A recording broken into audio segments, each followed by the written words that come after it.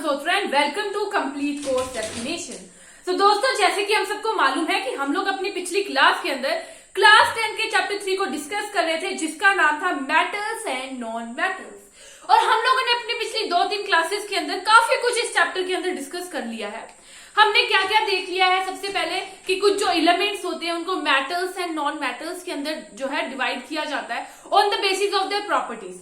तो हम लोगों ने मेटल्स की नॉन मेटल्स की फिजिकल प्रॉपर्टीज को भी देखा था और हम लोग इस कंक्लूजन पर आए थे कि जो एलिमेंट्स होते हैं उनको हम लोग मेटल्स एंड नॉन मेटल्स पे उनको में डिवाइड उसकी प्रॉपर्टीज फिजिकल प्रॉपर्टीज के बेस पे नहीं कर सकते।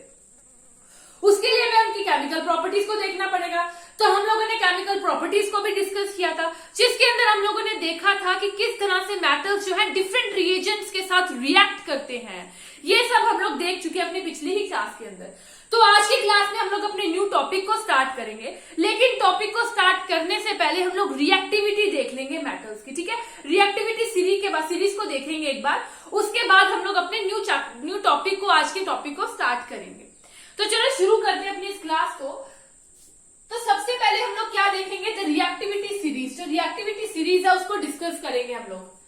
द रिएक्टिविटी सीरीज, ठीक है। सबसे हम लोग देखेंगे सबसे पहले रिएक्टिविटी सीरीज ऑफ मेटल्स। कुछ मेटल्स की रिएक्टिविटी को हम लोग डिस्कस करेंगे इस क्लास के अंदर। तो देखो, हमारे सबसे पहले तो कुछ मेटल्स, सबसे पहले आ जाएगा हमारा पोटेशियम, ठीक है, सोडियम, देन आ जाता है हमारा कैल्शियम। उसके बाद हम लोग देख लेते हैं मैग्नीशियम, देन आ जाएगा एल्यूमिनियम, देन आ जाएगा जिंक, देन आ जाएगा हमारा आयरन, उसके बाद आ जाएगा हमारा लिड, देन आ जाएगा हाइड्रोजन, उसके बाद आ जाता है हमारा कॉपर, देन आ जाता है हमारा क्या, मर्करी, देन आ जाता है हमारा सिल्वर, देन आ जाता है हमारा गोल्ड। तो देखो ये क्या है, ये हमारे कुछ मेटल्स हैं, ठीक है। रिएक्टिविटी सीरीज हम लोग देख रहे हैं मेटल्स की, और ये हमारे कुछ मेटल्स है। तो हम लोग क्या देखेंगे, reactivity of metals. What is this reactivity of metals?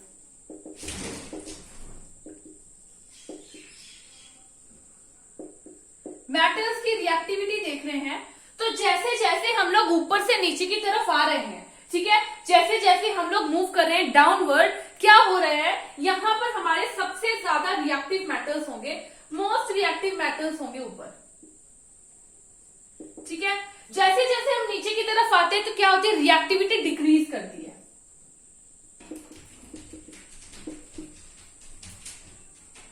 और जैसे हम लास्ट पर पहुंचते हैं अपने गोल्ड तक, तो क्या होती है, लीस्ट रिएक्टिविटी आ जाती है,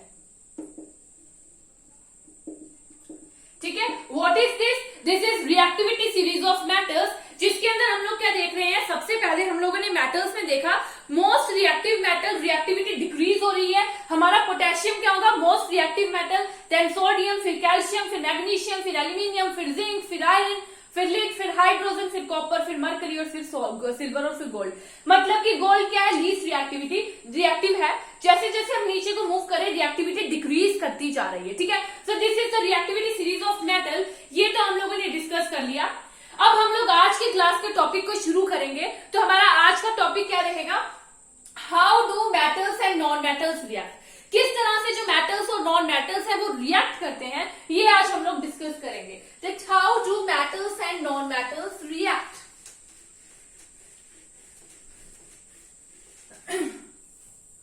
क्या टॉपिक है हमारा, how do metals and non metals react. जो मेटल्स एंड नॉन मेटल्स है किस तरह से रिएक्ट करते हैं। तो देखो, इस चैप्टर के ही प्रीवियस सेक्शंस में हम लोगों ने मेटल्स की रिएक्टिविटी एक्टिविटी देख ली है डिफरेंट रिएजेंट्स के साथ, मेटल्स की रिएक्शंस को देखा डिफरेंट रिएजेंट्स के साथ, तो बात आती है that why do metals react like this, ठीक है, why do metals react in this manner, ये बात आती है that why do metals react in this manner, इस मैनर के अंदर मेटल्स क्यों रिएक्ट करते हैं। तो देखो, अगर थोड़ा सा आपको याद हो इलेक्ट्रॉनिक कॉन्फ़िगरेशन के बारे में, जहां तक याद आ रहा होगा इलेक्ट्रॉनिक कॉन्फ़िगरेशन का नाम सुनकर कि हमने अपनी 9th क्लास के अंदर इलेक्ट्रॉनिक कॉन्फ़िगरेशन के बारे में काफी कुछ डिस्कस किया था, किस तरह से हम लोग इलेक्ट्रॉनिक कॉन्फ़िगरेशन को करते हैं, ठीक है। तो हम लोगों ने बात की थी इलेक्ट्रॉनिक कॉन्फ़िगरेशन की, और हमने क्या देखा था, जो नोबल गैसेज होती है हमारी, नोबल गैसेज के वैलेंस जो शेल्स होते हैं, व्हाट इज वैलेंस शेल, जो आउटर मोस्ट शेल होता था, आउटर मोस्ट शेल को बोल दिया जाता था वैलेंस शेल। तो जो हमारी वैलेंस शेल होती है नोबल गैसेज की, वो कंप्लीटली फिल्ड होती है, जिसकी वजह से जो हमारी नोबल गैसेज होते हैं दे शो लीस्ट केमिकल एक्टिविटीज। जो हमारी नोबल गैसेज होती हैं दे शोज लीस्ट केमिकल एक्टिविटीज, ठीक है, लीस्ट केमिकल एक्टिविटी शो करते हैं हमारे नोबल गैसेस। अगर हम लोग देखें कुछ मेटल्स को ले लेते हैं, ठीक है, इलेक्ट्रॉनिक कॉन्फ़िगरेशन करके देखते हैं। तो सबसे पहले हम लोग ले लेते हैं सोडियम, एंड सबसे पहले हम लोग देख लेते हैं what is tendency of an atom. Atom की टेंडेंसी क्या होती है, टेंडेंसी ऑफ एन एटम क्या है, so tendency of an atom is to attain completely filled valence shell. उसकी टेंडेंसी क्या होती है एटम की, it's tendency is to attain, tendency क्या है, is to attain a completely filled valence shell. जो वैलेंस शेल हो वो किस तरह से कंप्लीटली फिल्ड होगा, वही उसकी एटम की टेंडेंसी कहलाती है। अब हम लोग देख लेते हैं हमारे सोडियम एंड क्लोरीन की एग्जांपल लेकर, ठीक है, सोडियम एंड क्लोरीन की एग्जांपल ले लेते हैं। अगर बात करें सोडियम की, तो इसका एटॉमिक नंबर कितना होता है, 11। सोडियम का एटॉमिक नंबर होता है 11, और वही क्लोरीन का एटॉमिक नंबर कितना होता है, 7। अगर हम लोग इनकी इलेक्ट्रॉनिक कॉन्फ़िगरेशन को देख लें, तो इलेक्ट्रॉनिक कॉन्फ़िगरेशन किस तरह से करते थे, K-L-M-N हमारी शेल्स होती थी, उसके अंदर हमें नंबर ऑफ इलेक्ट्रॉन्स को डिस्ट्रीब्यूट किया जाता था। तो K शेल की कितनी कैपेसिटी होती है, 2 नंबर ऑफ इलेक्ट्रॉन्स को रखने की, ठीक है। अब K में 2 हो सकते हैं अकोमोडेट, L के अंदर कितने आ जाएंगे, 8, ठीक है, L की कैपेसिटी भी 8 की होती है, L के अंदर कितने आ जाएंगे, 8। कितने रिमेनिंग रह गए, 1 रिमेनिंग रह गया, मतलब आउटर मोस्ट शेल के अंदर कितने इलेक्ट्रॉन्स आएंगे, 1। सोडियम के आउटर मोस्ट शेल के अंदर 1 इलेक्ट्रॉन आएगा। क्लोरीन की बात कर ले तो कितने आ जाएंगे, 2, 8 एंड 7। क्लोरीन के जो है K शेल में 2 आएंगे, L शेल में 8 और M शेल में आ जाएंगे 7।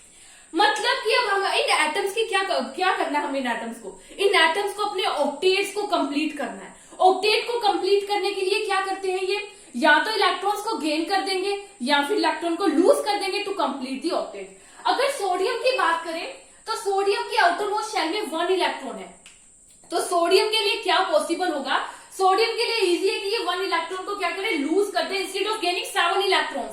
अगर उसे ऑक्टेट कंप्लीट करना है तो उसे कितने चाहिए, 1 है, 7 चाहिए, या फिर वो 1 को लूज कर दे या फिर 7 को गेन कर ले। अब हमारे सोडियम के लिए क्या इजी रहेगा कि 1 को लूज कर दे, तो ये 1 इलेक्ट्रॉन को लूज कर देगा और बन जाएगा सोडियम पॉजिटिव चार्ज, ठीक है। सोडियम के ऊपर कौन सा चार्ज आ जाएगा, पॉजिटिव चार्ज, ठीक है। और क्लोरीन की बात करें तो क्लोरीन के पास 7 इलेक्ट्रॉन्स हैं इसकी आउटर मोस्ट शेल के अंदर। अगर ये 7 इलेक्ट्रॉन्स को ग्लूज करेगा तो इसके लिए थोड़ा सा डिफिकल्ट हो जाएगा, इसीलिए 1 इलेक्ट्रॉन को गेन करेगा। तो हमारे क्लोरीन के पास कितना आ जाएगा, नेगेटिव चार्ज, क्योंकि ये 1 इलेक्ट्रॉन को क्या कर रहा है, गेन कर रहा है to complete the octet. Octet complete करने के लिए 1 इलेक्ट्रॉन को गेन कर रहा है, इसलिए इसके ऊपर आ जाएगा नेगेटिव चार्ज, ठीक है। तो हम लोग क्या कह सकते हैं, सोडियम की इलेक्ट्रॉनिक कॉन्फ़िगरेशन क्या है, 2, 8 एंड 11। तो सोडियम के ऊपर क्या आ गया, पॉजिटिव चार्ज, क्योंकि इसने इलेक्ट्रॉन को लूज कर दिया। अब इसकी इलेक्ट्रॉनिक कॉन्फ़िगरेशन क्या हो गई, अब इसकी इलेक्ट्रॉनिक कॉन्फ़िगरेशन हो गई 2 एंड 8, ठीक है। ऑक्टेट कंप्लीट हो गया वैलेंस शेल में 1 इलेक्ट्रॉन को लूज करने के बाद। वहीं अगर क्लोरीन की बात करें तो हमारा क्लोरीन जो है उसके पास कितने हैं, 2, 8 एंड 7 है, ठीक है। इसकी आउटरमोस्ट शेल के अंदर 7 इलेक्ट्रॉन है। क्लोरीन क्या करेगा, 1 इलेक्ट्रॉन को गेन कर लेगा। 1 इलेक्ट्रॉन को गेन करने के बाद क्या बन जाएगा, इसकी इलेक्ट्रॉनिक कॉन्फ़िगरेशन 2, 8, 8, ठीक है, ऑक्टेट कंप्लीट हो गई इसकी, ऑक्टेट कंप्लीट हो गई। अगर हम बोले कि सोडियम एंड क्लोरीन जो है एक दूसरे के साथ रिएक्ट कर रहे हैं, तो जब सोडियम एंड क्लोरीन एक दूसरे के साथ रिएक्ट करेंगे तो क्या बनेगा हमारा, देखिए सोडियम था और वहीं हमारे पास क्लोरीन था, ठीक है। अब सोडियम क्या करेगा, अपने वैलेंस शेल के अंदर जो एक इलेक्ट्रॉन है इसको क्या कर देगा, लूज कर देगा और वो चले जाएगा हमारे क्लोरीन के पास।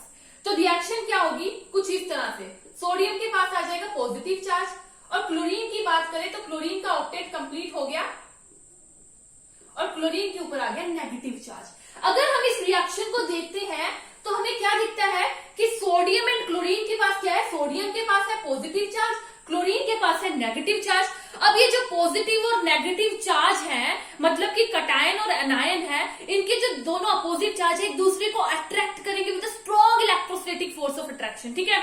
क्या करेंगे, strong electrostatic force of attraction से एक दूसरे को क्या करेंगे, ये अट्रैक्ट करेंगे, जिसकी वजह से क्या होगा, जो हमारे सोडियम एंड क्लोरीन है इसके बीच की अट्रैक्टिव फोर्स काफी ज्यादा होगी, ठीक है। तो ये एक दूसरे के साथ रहने के लिए क्या करेंगे, strong electrostatic force of attraction की वजह से एग्जिस्ट कर पाएंगे है sodium chloride.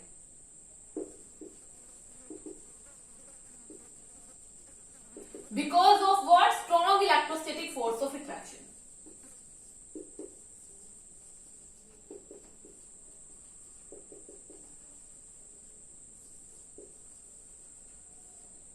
Strong electrostatic force of attraction की वजह से सोडियम क्लोराइड जो है, उन सोडियम क्लोराइड की एग्जिस्टेंस हो रही है, NaCl की एग्जिस्टेंस हो रही है, ठीक है। इनकी एग्जिस्टेंस किसकी वजह से है, अब बात करें NaCl की, तो NaCl is not a molecule, NaCl हमारा मॉलिक्यूल नहीं होता, बल्कि NaCl क्यों एग्जिस्ट करता है, because of the forces of attraction between cations and the anions.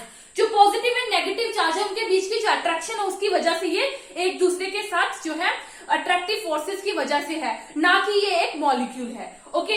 यहां तक तो हमारा क्या हो जाता है, how do matters react with non metals, ठीक है। वहीं अगर हम लोग एक और एग्जांपल ले लेते हैं, ठीक है, एक और एग्जांपल ले लेते हैं सोडियम क्लोराइड के अलावा।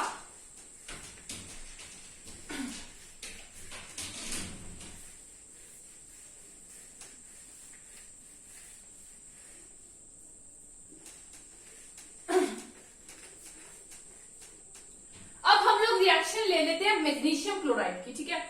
अगर मैग्नीशियम की बात करें तो मैग्नीशियम का एटॉमिक नंबर कितना होता है, 12, मतलब इसकी इलेक्ट्रॉनिक कॉन्फ़िगरेशन क्या होगी, 282। वही हमारी क्लोरीन की क्या होगी, 287, ठीक है। इलेक्ट्रॉनिक कॉन्फ़िगरेशन की बात करें तो इलेक्ट्रॉनिक कॉन्फ़िगरेशन मैग्नीशियम की कितनी होगी, 282 और वही क्लोरीन की होगी 287। तो अगर हम लोग इसको देखें तो मैग्नीशियम को क्या करना पड़ेगा, अपने 2 इलेक्ट्रॉन को लूज करने पड़ेगा for gaining octet in their valence shell. तो क्या करेगा, मैग्नीशियम 2 इलेक्ट्रॉन को लूज कर देगा, उसके ऊपर क्या आ जाएगा, +2 चार्ज, क्योंकि 2 इलेक्ट्रॉन्स को लूज किया है, ठीक है। 2 इलेक्ट्रॉन्स को लूज करके क्या बन जाएगा, +2 चार्ज आ जाएगा। तो ये क्या बन जाएगा, हमारा मैग्नीशियम कटायन, ये हो जाएगा हमारा मैग्नीशियम का कटायन। अगर क्लोरीन देखें तो क्लोरीन को क्या चाहिए, 1 इलेक्ट्रॉन चाहिए, तो क्लोरीन क्या बन जाएगा, नेगेटिव चार्ज, क्योंकि इसने ऑक्टेट कंप्लीट करने के लिए क्या किया, 1 इलेक्ट्रॉन को गेन कर लिया, तो ये बन जाएगा क्लोराइड का अनायन, ठीक है। तो रिएक्शन देखें तो किस तरह की होगी, देखिए मैग्नीशियम ने क्या किया, अपने 2 इलेक्ट्रॉन्स को दे दिए क्लोराइड को,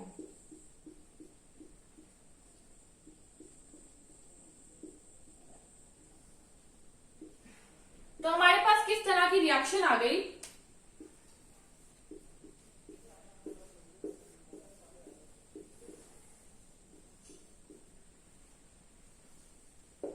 ठीक है। तो कुछ इस तरह से रिएक्शन आ गई। अब जो कंपाउंड फॉर्म हो रहा है किस तरह से हो रहा है, इलेक्ट्रॉन्स की ट्रांसफर हो रही है मेटल एंड नॉन मेटल्स के बीच में, मेटल्स एंड नॉन मेटल के बीच में इलेक्ट्रॉन की ट्रांसफर हो रही है। सो ऐसी ट्रांसफर जो नॉन मेटल और मेटल के बीच में हो, ठीक है, इसको क्या कह दिया जाएगा, आयनिक कंपाउंड और इलेक्ट्रोवैलेंट कंपाउंड। इनको कह दिया जाएगा आयनिक कंपाउंड या फिर इलेक्ट्रोवैलेंट कंपाउंड।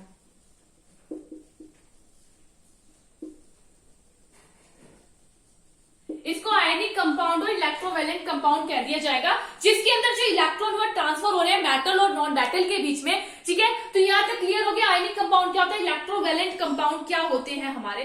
तो यहाँ पर हमारा पूरा क्लियर हो जाता है how do metals and non metals react. ठीक है, अब हम लोग जानेंगे properties of ionic compounds. Ionic compounds की प्रॉपर्टी को हम लोग जानेंगे। तो प्रॉपर्टीज कौन सी, कुछ 4 प्रॉपर्टीज है हमारी आयनिक कंपाउंड की, physical nature, melting and boiling point, solubility, conduction of electricity. ठीक है, तो सबसे पहले फिजिकल नेचर की बात कर लेते हैं आयनिक कंपाउंड के।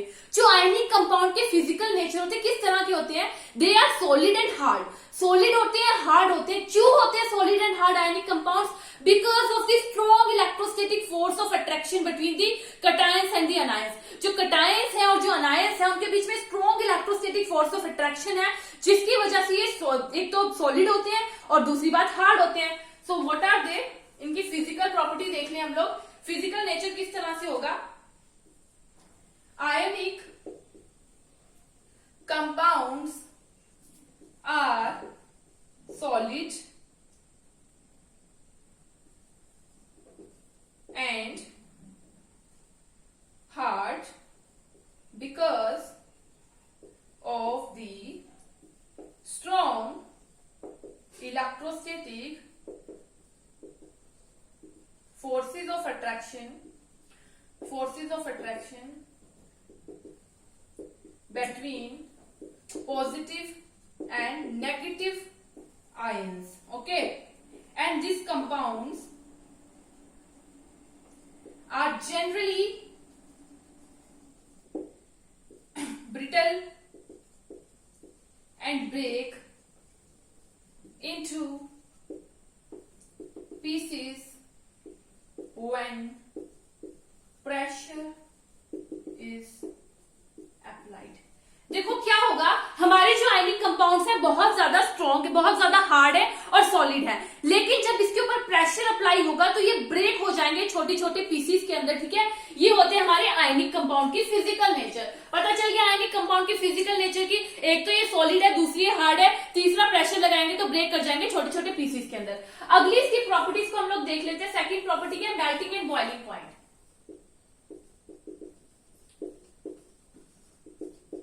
मेल्टिंग एंड बॉइलिंग पॉइंट, तो देखो जो हमारे आयनिक कंपाउंड्स है उनका जो मेल्टिंग पॉइंट और जो बॉइलिंग पॉइंट है वो काफी ज्यादा हाई होता है, काफी ज्यादा हाई होता है melting and boiling point ionic compounds का।